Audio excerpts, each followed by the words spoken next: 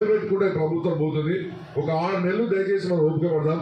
ఇటువంటి ప్రోగ్రామ్ చేసుకుని కార్యకర్తలను కాపాడుకుందాం. 100% ఒక సంవత్సరం తర్వాత రోడ్డు మీద పోతే టీఆర్ఎస్ కార్యకర్తనే ఇవాళ ప్రజలు గౌరవిస్తారు. టీఆర్ఎస్ కార్యకర్త ఇంట్లో కూర్చున్నా కూడా గ్రామంలో వ్యక్తులు వచ్చారు, బయటికి పోయి 4 ప్రోగ్రామ్ చేయడం అయినా మేము మీకు సపోర్ట్ ఇస్తున్న రోజులు తప్పకుండా వస్తే విషయం మీరు తప్పకుండా దయచేసి మీరు గమనించుకోవాలి. ఎందుకంటే మన పార్టీ రాష్ట్రాన్ని తెచ్చిన పార్టీ మన పబ్లిక్ అంత ఈజీగా మర్చిపోరు. గతంలో కూడా చంద్రబాబు నాయుడు పక్క రాష్ట్రంలో 23 సీట్లు వచ్చినాయి. ఇక అయిపోయింది చంద్రబాబు నాయుడు అవుట్ అయినా పార్టీ కష్టపడదు, వాళ్ళు పదవికి వచ్చారు. కాంగ్రెస్ ప్రభుత్వం మరి 10 సంవత్సరాలు పార్టీ అధికారులు లేకుండా కొంతమంది పెరిగిన కార్యకర్తలైనా పార్టీ కాపాడుతున్నారు. మరి మనం ఇంత పెద్ద బలంగా ఉన్నది మనం కాపాడుతున్నాం. పార్టీ ఒక 5 సంవత్సరాల గ్యాప్ వస్తుంది కావచ్చు, తప్పకుండా వెయిట్ చేద్దాం. ఎవరు ఏమున్నా లేకుండా మానకొండ హెడ్ క్వార్టర్లో మాత్రం తప్పకుండా మేమున్నాం. తప్పకుండా పార్టీ కార్యకర్తలను కాపాడుకుంటాం, అందుబాటులో ఉంటాం అనే విషయం మాత్రం మీకు మళ్ళీ గుర్తి మేము గట్టిగా చెప్తాం. ఏ ఒక్క కార్యకర్తలు నిరాశ పడాల్సిన అవసరం అసలే లేదని చెప్పి కూడా నేను మీకు సభాముఖంగా తెలియజేస్తున్నాను. మరి ఎవరైతే ఈ రోజు ఇంతమంది నాయకులు వచ్చిందో ఒక ఫోన్ కాల్ ద్వారా చెప్పానే మీరు ఇంతమంది వచ్చిందంటే మనం బహిరంగ సభలు పెడితే ఇంతకంటే డబ్బులు వచ్చే పరిస్థితి ఉందాం. కానీ ఎవరు ఇబ్బంది పెట్టదు. ఇప్పుడే కొంచెం అందరూ వర్షాలు పడ్డాయి, పనులు ఉంటారు, పిలిచి రాకపోతే వాళ్ళు బాధపడతారు. కాబట్టి మనం కొంతమంది ముఖ్య నాయకులతో మాత్రం ఈ కార్యక్రమం ఏర్పాటు చేయడం జరిగిన విషయం మీరు తప్పకుండా గమనించుకోవాలి. నిన్న బండి సంజయ్ గారు ఒక స్టేట్మెంట్ ఇచ్చింది, మీరు అందరూ పేపర్లు చూసుంటారు. మా పార్టీకి రావాలంటే ఈడీ కేసులు ఉండద్దు, రాజీనామా చేసి రావాలని చెప్పారు. నేను ఈ వేదిక నుంచి బండి సంజయ్ గారు కూడా చెప్తున్నా, నువ్వు పార్టీ అధ్యక్షుడు ఉన్నప్పుడే నీ పార్టీలో ఎవరు జాయిన్ కాదు మా కర్ణాటక జిల్లాలో. 100% అది నిజం. అందులో మేము రాజీనామా చేసి నీ పార్టీకి వచ్చాడు, ఇవన్నీ కూడా అసంభవమైన పనులు. నేను ఒకటే అడుగుతున్నా, ఈడీ కేసులు రావద్దని బండి సంజయ్ గారు బాగానే చెప్తున్నాయన, మరి నీ పార్టీలో ఉన్నటువంటి ఈడీ కేసులు, సిబిఐ కేసులు ఉన్న నాయకులను ఫస్ట్ రాజీనామా చేయించి ఫస్ట్. నువ్వే కదా హోంమంత్రి, సహాయ మంత్రి, హోంమంత్రి, నీకు సిబిఐ ఉంటుంది, ఈడీ ఉంటుంది, ఎన్ఫోర్స్మెంట్ ఉంటుంది, ఎకనామిక్ అఫెన్స్ ఉంటాయి. మరి ఈరోజు దేశంలో ఉన్నటువంటి 25-30 మంది ఎవరైతే సిబిఐ కేసులు ఉన్నాయో, ఈ ఎకనామిక్ అఫెన్స్ కేసులు ఉన్నాయో, ఐటీ కేసులు ఉన్నాయో అవన్నీ నీ పరిధిలో వస్తాయి. కాబట్టి మరి ముందు వాళ్ళ సంగతి తెలిసినాక నువ్వు ఇటువంటి డైలాగ్ కొట్టాలని చెప్పి వేదిక నుంచి నేను కోరుతున్నాను. ఇవన్నీ ప్రజలు గమనిస్తున్నారు.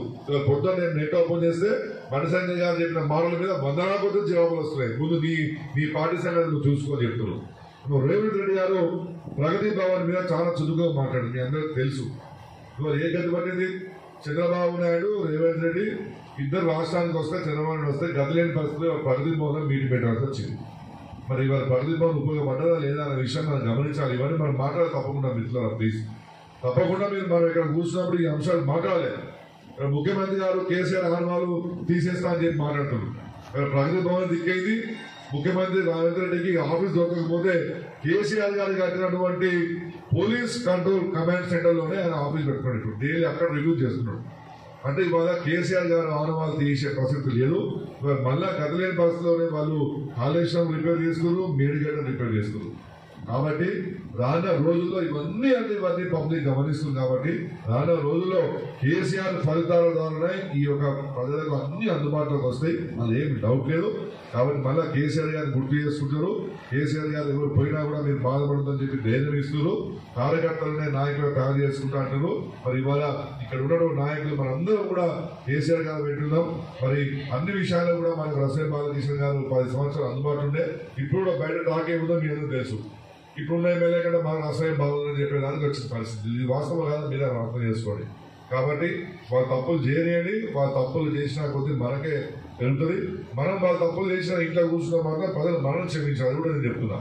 కాబట్టి మిత్రులారా, మేము ఇంత తొందర కూడా ఎప్పుడు పార్టీ మీరు డిస్టర్బ్ చేయదు. ఒక 6-7 నెలలు మీకు మంచిగా టైం ఇస్తాము. ఇక రేపు రానున్న రోజుల్లో 6 గ్యారంటీల పథకాలు అమలు కావు వాళ్ళు ఇచ్చే టర్మ్లో. దాని తర్వాత మాత్రం మనమే రోడ్ల మీద ఉంటాము. కాంగ్రెస్ పార్టీ వాళ్ళు లోపల ఉంటే బయటికి రారు. తెలంగాణ ఉద్యమంలో ఏ విధంగా అయితే కాంగ్రెస్ నాయకులు తెలియకుండా చేసినామో అదే పరిస్థితి రానున్న రోజుల్లో తప్పకుండా వస్తుంది. అది దయచేసి మీరు గుర్తుంచుకోవాలి. కాబట్టి ఇప్పుడు ఉన్నట్ల బయట వాళ్ళు వీళ్ళు ఏది మాట్లాడినా మీరు భయపడద్దు, మీరు వెనక పోయే ప్రసక్తి లేదు. మీ అందరితో మేము ఉన్నామని చెప్పి తెలియజేస్తూ మరొకసారి ఇక్కడ విచ్చేసిన కార్యకర్తలు నేను ప్రత్యేకంగా ధన్యవాదాలు తెలియజేస్తున్నాను. తెలియజేస్తున్నాం. మీ అందరూ క్లియర్ వచ్చినందుకు మరొకసారి మన ఎంపీటీసీలకు మన డిప్యూటీసీ గారికి మీరు పార్టీ యొక్క క్రమశిక్షణను మీరు పాటించకుండా, పార్టీ చెప్పిన మాటలు వినకుండా, పార్టీ 10 సంవత్సరాలు తలబెట్టి అన్ని అభివృద్ధి కార్యక్రమాలు ప్రజల్లోకి తీసుకుపోయి మీరు పార్టీకి గౌరవం కాపాడేది కూడా మీ అందరికీ ఎవరైతే సన్మానం తీసుకుంటారో మీకు పేరు పేరున కృతజ్ఞతలు తెలియజేస్తూ మరి ఇంత చక్కని కార్యక్రమం ఆర్గనైజ్ చేసినందుకు నేను పార్టీ మండల శాఖకు ధన్యవాదాలు తెలియజేస్తున్నాను.